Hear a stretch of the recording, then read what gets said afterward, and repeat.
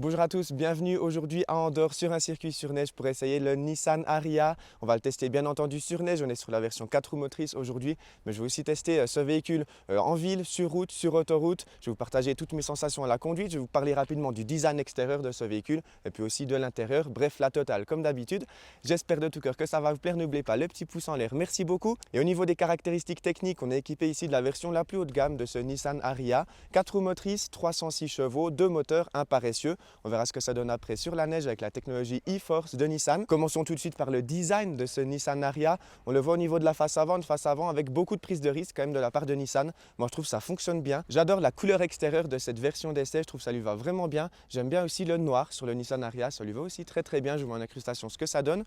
Bon voilà, pour la face avant, je trouve qu'on a une très grande prise de risque, mais ça fonctionne bien, c'est assez dynamique, assez sportif. Et puis j'ai envie de dire bravo Nissan d'avoir fait un véhicule comme ça. Eh bien ça change des anciens modèles Nissan, je trouve. Au niveau du design, moi je lui mets un bon 9 sur 10 quand même. C'est vrai que j'aime particulièrement le design extérieur de ce Nissan Ariya. Je pensais un de ses plus grands avantages, en somme. On le verra après lors de l'essai sur route. Au niveau du profil, on le voit, on a un look assez aérodynamique, une ligne assez plongeante vers l'arrière du véhicule. Ça lui donne un look assez dynamique, moi j'aime bien. Au niveau du coefficient CX, par contre, le coefficient de pénétration dans l'air, il n'est pas très bon, 0,297 il me semble de mémoire. Donc au niveau de la consommation sur autoroute, on verra ce que ça donne, mais ça pourrait être un tout petit peu élevé quand même. On a une grande batterie, heureusement 87 kWh de capacité. Et puis on a une autonomie WLTP sur cette version à 498 km.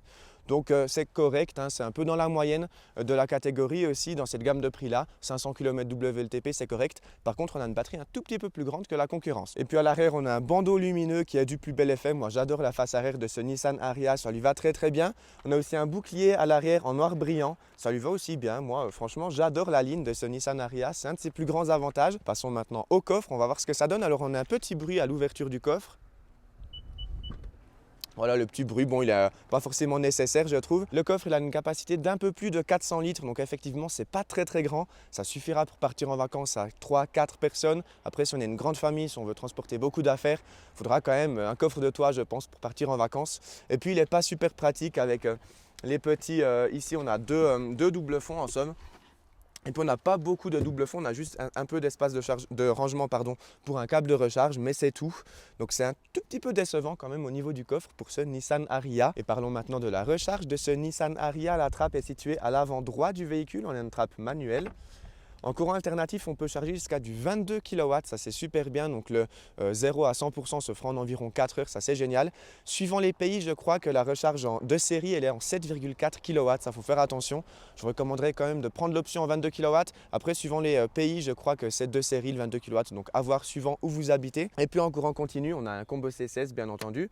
On peut charger jusqu'à 130 kW de capacité, enfin de puissance de charge maximum. Le 10 à 80% se fait en 40 minutes officiellement. Ça paraît un peu beaucoup quand même, on verra ce que ça donne sur un long trajet. J'aurai ce Nissan Ariya je crois au mois d'avril pendant 10 jours, donc je vais pouvoir faire un très long trajet avec ce véhicule comme je le fais très fréquemment sur ma chaîne YouTube. Vous pouvez aller voir ma playlist de road trip qui se met en haut à droite, je crois que c'est là. Je vous mets donc ma playlist des road trip et puis ce Nissan Ariya il va bientôt passer l'essai du road trip, environ 500 ou 1000 km je sais pas, pour voir les capacités de recharge de ce Nissan Ariya et puis son autonomie réelle au printemps. Je vais vous dire après son autonomie réelle qu'on peut atteindre en hiver. Ici on est à 2500 mètres d'altitude, donc on a bien roulé avec ce Nissan Ariya pendant ces 2 jours. Donc voilà, au niveau de la recharge, passons maintenant aux places d'arrière. Je fais 1,88 m, vous le savez, le siège de devant est réglé à ma taille, pardon. On va voir si j'ai assez de place à l'arrière. Donc je monte à l'arrière de moi-même, si je peux dire ça comme ça. L'entrée se fait assez facilement, on a une assez bonne hauteur ici au niveau du toit. Alors au niveau des pieds, je touche un peu sous le siège. Le siège de devant est réglé au minimum, je pourrais un peu le monter, mais bon c'est ma position de conduite, donc je ne vais pas tricher non plus. Donc là, je peux mettre quand même mes pieds, mais c'est tout juste. Après j'ai aussi des grands pieds effectivement. J'ai par contre énormément de place au niveau des genoux, ça c'est très bon. J'ai tout juste assez de place au niveau de la tête, je ne me sens pas à l'étroit, mais j'ai moins d'un point, j'ai 2 ou 3 doigts. Donc voilà, on a un magnifique toit ouvrant panoramique, ça c'est génial, c'est en option il me semble, mais c'est super d'avoir un toit ouvrant. Certains constructeurs proposent seulement des toits vitrés classiques, donc c'est très bien d'avoir un toit ouvrant, moi j'adore, c'est super cool. J'avais avant une mini cabriolet à la maison, donc c'est vrai que la conduite cheveux au vent, ça me manque un tout petit peu, donc ça c'est super d'avoir un toit ouvrant. Et puis au niveau des matériaux à l'arrière, c'est très bon, on a de magnifiques sièges ici qui sont en option. On a des sièges arrière chauffants, deux prises USB à l'arrière. un plancher totalement plat et puis une banquette assez confortable. Je suis très à l'aise. On a un petit accoudoir central avec 2 porte-gobelets, du classique. Et puis voilà, je crois que c'est tout. Pour l'arrière, je vais vous montrer encore ce que ça donne maintenant la banquette rabattue. Donc on a une banquette 2 tiers, 1 tiers qui forme un plancher totalement plat en fait. Donc ça c'est génial. C'est super, par contre on n'a pas de trappe à ski, ça peut être un petit défaut. Et c'est parti, j'entre aussi plutôt facilement dans ce Nissan Ariya. On a une position de conduite assez surélevée, pourtant le siège il est au plus bas comme je l'ai dit avant. Par où je commence? Peut-être ce système d'infodivertissement. On a un affichage derrière le volant, on a un affichage tête haute aussi qui est d'une très bonne qualité, ça c'est bien. Par contre cet affichage ici je trouve il est un tout petit peu daté au niveau du design, moi je ne suis pas spécialement fan. Je vous mets aussi quelques plans en incrustation. Bon voilà, on a déjà vu mieux ailleurs je trouve. Après heureusement qu'on a Apple CarPlay qui est disponible, donc ça c'est super. On peut avoir Google Maps, WhatsApp, Waze par exemple, donc ça c'est génial. Ça sauve un peu le système d'infodivertissement. On a quelques touches à retour haptique ici pour régler la climatisation, le désembuage. Donc c'est assez particulier comme touche, moi je trouve que c'est super joli, c'est magnifique. Sur ce bois ici c'est splendide, moi je trouve ça super beau. Par contre effectivement, bon alors celles-là ça va encore, celles-là elles sont un tout petit peu moins pratiques, il faut quand même les chercher. Donc c'est exactement la même chose sur la console centrale, donc du bois avec des touches à retour haptique pour changer par exemple les modes de conduite. Donc il faut les chercher, il faut toujours quitter la route des yeux pour voir où se situent les boutons. Après, ils sont très jolis, donc c'est pas mal. Chose intéressante, on a des sièges ventilés, ça c'est génial. Peu de constructeurs le proposent, donc ça c'est top pour l'été. Là, hier, on était à Toulouse, il faisait 20 degrés, j'ai mis les sièges ventilés, c'était génial. On a beaucoup d'espace de rangement ici, donc ça c'est super. Par contre, si on met un sac à dos par exemple, ou son sac à main, puis qu'on a une conduite un tout petit peu plus sportive avec le mode sport, eh bien il va se balader un peu entre nos pieds. Donc ça c'est un petit peu bête quand même, moi j'aurais préféré une console un peu plus classique. Après, bon, on a énormément d'espace, assez chouette. Et puis, vous voyez, je suis super bien installé. Pourtant, je suis très grand. Et puis, j'ai beaucoup d'espace. Au niveau de la console centrale, 2 porte-gobelets, un petit accoudoir ici, pas très profond, étonnamment. Un pad de chargement sans fil. On peut aussi fermer ici les 2 porte-gobelets, ça c'est bien. Le sélectionneur de vitesse. Et puis, chose très intéressante, la console centrale, pardon, elle est, on peut la déplacer comme ça, électriquement. Donc ça, c'est super. L'accoudoir, il est fixe, mais par contre, on peut déplacer de la console centrale. Donc ça, c'est super. Et puis, en bas, on a aussi une prise USB-A, une prise USB-C. Un petit espace de rangement. Alors bon, je ne le vois pas vraiment. Il faut peut-être que je recule la console centrale pour le coup. On a aussi un autre un pad pour son téléphone, ou bien pour un porte-monnaie par exemple. Après bon, on ne le voit pas vraiment, donc il est un peu difficile d'accès. Et puis voilà, donc je vais remettre la console centrale en avant parce que j'aime bien conduire comme ça. J'ai juste un tout petit défaut encore sur le véhicule. Son plus gros défaut, selon moi, je vais être totalement honnête, c'est au niveau de la position de conduite. Donc l'accoudoir ici, il est génial. Alors ça dépend des habitudes. Moi, j'ai l'habitude de conduire avec mes 2 coudes ici. Et puis, bon, je dois dire quand même que le volant, là, il est réglé. Ah oui. Donc selon les réglages du volant, en fait, bon là, du coup, si je mets mon volant trop bas, je suis un peu coincé au niveau des genoux. Et puis, je trouve l'accoudoir ici sur la gauche, il est un tout petit peu trop bas. Et l'accoudoir, enfin le seuil de fenêtre, il est un tout petit peu trop haut. Donc je n'ai pas forcément trouvé ma très bonne position de conduite à bord de ce Nissan Ariya, surtout sur la gauche. Sur la droite, c'est nickel. Sur la gauche, moi, ça me gêne un tout petit peu quand même, je vais être très honnête. Donc, je vous conseille quand même d'aller tester ce Nissan Ariya en concession pour voir si la position de conduite vous convient. J'ai discuté aussi avec d'autres personnes aujourd'hui, ça ne les a pas dérangés. C'est un truc très personnel. Voilà, on a une très bonne visibilité aussi avec de grands rétroviseurs latéraux et puis on a un rétroviseur caméra ici, comme ce qui est disponible sur la Renault Mégane E-Tech. D'ailleurs, c'est le même rétroviseur qui est pas mal. On a aussi une très bonne visibilité à l'arrière, même sans le rétroviseur caméra. Passons maintenant sur la conduite. On va tout de suite faire un petit tour sur les circuits sur neige ici à Andorre. Et après, je vous partagerai mes sensations à la conduite en ville, sur route et sur autoroute. Allez, c'est parti. On se retrouve sur le circuit de Andorre sur la neige pour voir les capacités de ce Nissan Ariya avec justement ces 4 roues motrices. Alors, on va voir ce que ça donne. Là, il a déjà un très bon grip. J'ai déjà fait quelques tours de circuit avant. C'est plutôt pas mal sur la neige. Ici, on a une petite série de virages. On va voir ce que ça donne.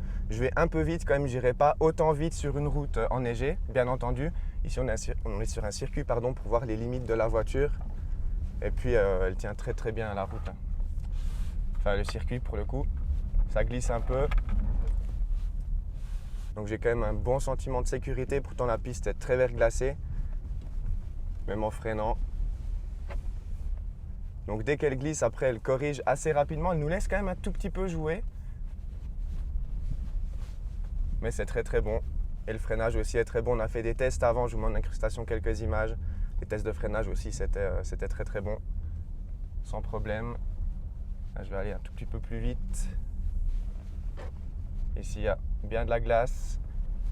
Elle se débrouille bien, elle sous-vire un tout petit peu comme beaucoup de voitures, pratiquement toutes les voitures modernes en somme, qui sous-virent un peu, mais ça reprend, l'électronique rentre assez vite en jeu. Non, c'est pas mal hein, sur la neige. Très bon feeling. Et c'est parti pour l'essai sur route de ce Nissan Ariya. On va tout de suite commencer par la conduite en ville. On est ici à Andorre, donc on redescend après le stage de conduite sur neige. C'était bien sympa d'ailleurs, vous avez vu les images, c'était assez cool. Donc là on est à Andorre, en ville. Eh bien, premièrement, je vais parler de la récupération sur ce véhicule qui est un avantage mais aussi un défaut, bizarrement. Donc on a un système e-pédale, c'est-à-dire que la voiture peut freiner toute seule, hein, donc elle freine quand on lâche la pédale d'accélérateur. Par contre, il faut l'activer systématiquement à chaque démarrage du véhicule, à le mode D ou le mode B. Mais le mode B ne suffit pas, il faut presser ensuite le bouton e-pédale sur la console centrale, le fameux petit bouton dont j'ai parlé avant qui n'est pas très accessible vu qu'il faut toujours regarder où on met son doigt pour presser le bouton. Et puis la récupération, on va tout de suite tester. Là, je suis à 50, je freine. Je freine pas, je lâche totalement l'accélérateur. Donc là, on est en descente. Donc la voiture, elle freine un petit peu moins fort que sur du plat, bien évidemment. Mais elle ne va pas jusqu'à l'arrêt complet. Et ça, c'est un point faible, il faut quand même le dire. En 2023, moi, j'aimerais qu'une voiture électrique aille jusqu'à l'arrêt complet. Alors si on vient d'une voiture thermique, ça sera largement suffisant. On sera vraiment enchanté par la récupération, qui est géniale. Mais par contre, si on vient d'une voiture électrique déjà, si on décide de changer de voiture électrique et si on avait déjà une voiture électrique qui allait jusqu'à l'arrêt complet, là, on pourrait être un tout petit peu déçu par la récupération. Après, elle est quand même très forte, hein, elle est agréable, très forte. C'est un petit défaut quand même. Après, ça dépend, c'est très subjectif hein, au niveau de la récupération. Certains vont aimer ce type de récupération. Moi, je préfère une récupération qui va jusqu'à l'arrêt complet. Sinon, en ville, ici, c'est une voiture extrêmement silencieuse. Je suis bluffé par son silence de fonctionnement. C'est très très bon, franchement, rien à dire. C'est une voiture aussi très confortable. Je suis extrêmement bien installé dans ses sièges. Au niveau de la position de conduite, j'en ai parlé avant. Bon, voilà, juste sur la gauche, c'est pas terrible. Sur la droite, c'est nickel. Donc, moi, ça me dérange pas trop finalement. J'ai peut-être un petit peu exagéré avant. Voilà, c'est une voiture assez souple, silencieuse, une bonne visibilité. Donc, pour la ville, c'est très bon. C'est une voiture aussi maniable en ville. Le diamètre de braquage est de 10,8 mètres. Donc, c'est très correct. Là encore, c'est une voiture assez facilement maniable. Et puis, au niveau des aides au stationnement, par contre, je vous mets en incrustation là. La caméra de recul, elle est un tout petit peu à la ramasse quand même. La vue avec la perspective d'oiseau hein, depuis le dessus de la voiture, là franchement, on peut mieux faire. En 2023, c'est vrai que c'est pas terrible. Hein. Ce système d'aide au stationnement, c'est vrai que c'est un petit peu à la ramasse. Tout le système d'infodivertissement, là, il n'est pas… on a déjà vu mieux. Après, heureusement qu'il y a Apple CarPlay, comme je l'ai dit avant, parce que sinon ça serait pas facile. Allez, c'est parti, on redescend de Andorre. On va voir comment elle se comporte, cette Nissan Ariya en conduite un petit peu plus dynamique. Or en mode standard, je trouve la direction, elle est un petit peu, j'ai un feeling un tout petit peu bizarre en fait. Le début de course de direction, il me paraît un petit peu flou. Et après, une fois qu'on tourne un peu plus le volant, là on sent que la direction prend vraiment, on sent que la voiture tourne vraiment. Au début, on a un très léger jeu en fait dans la direction, ça me paraît un tout petit peu bizarre. Or bon, quand j'ai pris la voiture, ça m'a un petit peu dérangé. Et maintenant que je m'y suis habitué, il n'y a aucun problème au niveau de cette direction. Si je me mets en mode sport maintenant, la direction devient un petit peu plus ferme, mais là encore, on sent un très léger jeu dans le début de la course de la direction qui me paraît un tout petit peu étonnant. Après, c'est pas dérangeant, hein, mais c'est un petit peu étonnant. Voilà. Sinon, alors on a un son artificiel ici, en mode sport, qui est sympathique, sans plus. On peut le désactiver, j'imagine. Et puis en courbe, c'est une voiture assez stable, on a un centre de gravité assez bas, on a 87 kWh de batterie, c'est pas rien, donc le poids, il se ressent, hein. Le centre de gravité est très bas. Donc en courbe, elle se débrouille plutôt bien. C'est rien de transcendant, c'est correct hein, dans la catégorie. C'est ni meilleur ni moins bon que ses principales concurrentes. Donc là-dessus, il n'y a rien à dire. Et puis la pédale de frein me gêne un petit peu quand même parce que c'est une pédale avec laquelle on peut utiliser de la récupération. Comme chez d'autres marques aussi. Et puis le problème de ces pédales-là qui utilisent la récupération en début de course et ensuite les freins physiques, le problème c'est que la pédale elle est un petit peu molle en début de course. Donc effectivement, en ville c'est super agréable, hein, sur route, sur autoroute, voilà, pas de problème. Par contre, quand on a une conduite un tout petit peu plus sportive, là il faut bien appuyer quand même sur les freins. Et puis le feeling il n'est pas excellent parce qu'en début de course, il n'y a pas grand chose qui se passe, c'est seulement la régénération qui sera activée. Et ensuite seulement quand on presse un peu plus fort, là on va sentir les freins physiques s'activer. Et le feeling n'est pas génial en conduite un petit peu plus sportive. Allez, c'est parti, on va entrer sur autoroute maintenant avec ce Nissan Ariya. Je vais mettre le mode sport. C'est parti, Alors à quelqu'un derrière, je ne peux pas trop freiner, mais je suis à 60, je mets le pied dedans, 3, 2, 1. Donc il y a un petit temps de réaction entre le moment où on presse la pédale et le moment où la puissance arrive. Il y a 2-3 dixièmes. C'est assez étonnant. Je vais refaire un deuxième test. Je suis à 90 ou 90. 3, 2, 1. Ouais, alors la puissance, elle est quand même là. On sent quand même les plus de 300 chevaux à bord de ce Nissan Ariya. Par contre, eh bien, le feeling sous la pédale, ben, on a un petit temps de latence justement. Quelques dixièmes, quelques centièmes entre le moment où on appuie et le moment où la puissance arrive. Bon, voilà, je suis à 110 km/h ici. On rentre maintenant à Toulouse. Alors, au niveau de l'acoustique déjà, eh bien, c'est une voiture silencieuse. Pourtant, on est sur des pneus hiver, il me semble. On est sur des jantes assez grandes. Bon, c'est très bon. Pourtant, là, la chaussée, elle est un petit peu dégradée. Au niveau des bruits à l'intérieur, c'est plutôt bien maîtrisé. Au niveau du confort aussi, il est très bon, hein. Je suis très bien installé. C'est une voiture très confortable, que ce soit en ville, sur route ou sur autoroute, c'est au top. Au niveau du confort, c'est très bien. C'est mieux que certaines autres concurrentes dans la même gamme de prix. Et puis ce Nissan Ariya dispose d'un système de conduite semi-autonome. On l'active sur la partie droite du volant. Par contre, c'est un petit peu compliqué à activer. Je n'ai pas trouvé tout de suite. On a aussi un petit bouton ici en bas à gauche, comme sur la Renault Mégane E-Tech d'ailleurs, pour activer justement ce suivi de voie. Donc s'il n'est pas activé ici, eh bien, quand on met le régulateur de vitesse adaptatif, ça ne sera pas activé tout de suite. Donc il faut l'activer aussi ici en bas. Donc son système, eh bien, il est perfectible. Je l'ai essayé quand même pas mal depuis Toulouse jusqu'à Andorre. J'ai fait environ 1 heure d'autoroute avec. Ça fonctionne. Par contre, dès qu'il y a des virages un peu trop serrés, là, la voiture, eh bien, elle n'est pas très sûre d'elle. Il faut quand même aider la voiture quand il y a des virages un petit peu plus prononcés. Et puis, ça m'est arrivé 2-3 fois que la voiture se rapproche un peu trop près d'une ligne quand même en système de conduite semi-autonome. Donc voilà, ce système, c'est une bonne aide à la conduite. Ce n'est pas un système de conduite autonome, loin de là. Bon, il est perfectible quand même. Après, bon, ça nous rassure un peu dans la conduite, ça nous permet de nous détendre un peu plus. Mais il faut toujours rester vigilant et il faut garder les mains sur le volant. Heureusement qu'on a un volant capacitif, il me semble, parce que la voiture ne m'a jamais dit que je devais garder les mains sur mon volant, justement. Alors que sur d'autres modèles, des fois, les voitures nous sonnent, nous bipent, alors qu'on a les mains sur le volant. Il faut faire des petits à-coups comme ça sur le volant. Donc là, ce n'est pas le cas, c'est un volant capacitif apparemment, donc c'est très bien. Voilà, je crois que j'ai tout dit pour l'autoroute. J'espère que j'ai été assez clair. Et puis, on se retrouve maintenant à l'extérieur de la voiture pour faire la conclusion de cette vidéo. Et on se retrouve à l'extérieur de la voiture pour parler autonomie et consommation de ce Nissan Ariya. Lors de notre essai de 2 jours d'environ 300-400 km, on a fait une consommation moyenne de 23-24 kWh au 100 km. Ça me paraît un tout petit peu élevé quand même parce que hier il faisait très chaud, on est parti de l'aéroport de Toulouse, on a roulé jusqu'en Espagne et puis aujourd'hui on était à Andorre, donc là à Andorre il faisait plutôt froid. Puis aujourd'hui là maintenant il fait encore bon. Donc la consommation me paraît un tout petit peu élevée quand même, il n'y a pas de miracle, hein. Le coefficient CX il est quand même haut. Donc c'est une voiture assez lourde, assez haute, pas très aérodynamique, donc elle consomme beaucoup. À confirmer bien entendu lors d'un plus long essai que je vais faire très bientôt sur ma chaîne YouTube, donc n'hésitez pas à vous abonner. Il y a un road trip qui sort très bientôt avec ce Nissan Ariya. Sinon, pour résumer les points forts et les points faibles de ce véhicule, eh bien, on a un intérieur très qualitatif quand même, c'est assez impressionnant. On a un design extérieur qui est vraiment validé. Moi j'adore le design, vous le voyez, en plus il y en a plein derrière moi. J'ai été invité par Nissan pour un événement, donc vous voyez il y a beaucoup d'Ariya derrière moi, il y a aussi des Nissan X-Trail. C'est un événement organisé sur 2 jours, une belle invitation par Nissan, merci beaucoup à eux. Attention, ce n'est pas parce que j'ai été invité à un événement comme ça que j'en perds mon esprit critique, loin de là. J'ai été libre de dire exactement ce que je voulais sur le véhicule. Donc voilà, j'ai dit aussi quelques défauts de la voiture. D'ailleurs, parlons des défauts justement. Au niveau de l'autonomie, de la consommation, de la recharge, c'est pas exceptionnel. On a déjà vu un petit peu mieux chez d'autres concurrentes. Après, ça reste ok pour cette gamme de prix là. Il faudra voir là encore sur un long trajet comment elle se débrouille. Et puis le petit défaut de la coudoir, ça c'est un petit défaut très personnel. Sinon bon voilà, c'est quand même une voiture aboutie, c'est quand même une voiture bien finie, très jolie. Donc voilà, je ne mets pas une excellente note à ce Nissan Ariya, je ne mets pas non plus une mauvaise note. C'est un bon compromis, c'est une bonne voiture. Si on vient d'une voiture thermique, ça sera de toute façon largement mieux. Et puis voilà, je me réjouis de faire le road trip à bord de ce Nissan Ariya, ça sort très bientôt sur ma chaîne YouTube. Merci beaucoup à vous d'avoir regardé cette vidéo, j'espère qu'elle vous a plu. N'oubliez pas le petit pouce en l'air, un petit commentaire et pensez à vous abonner. À très bientôt, merci pour tout, ciao tout le monde.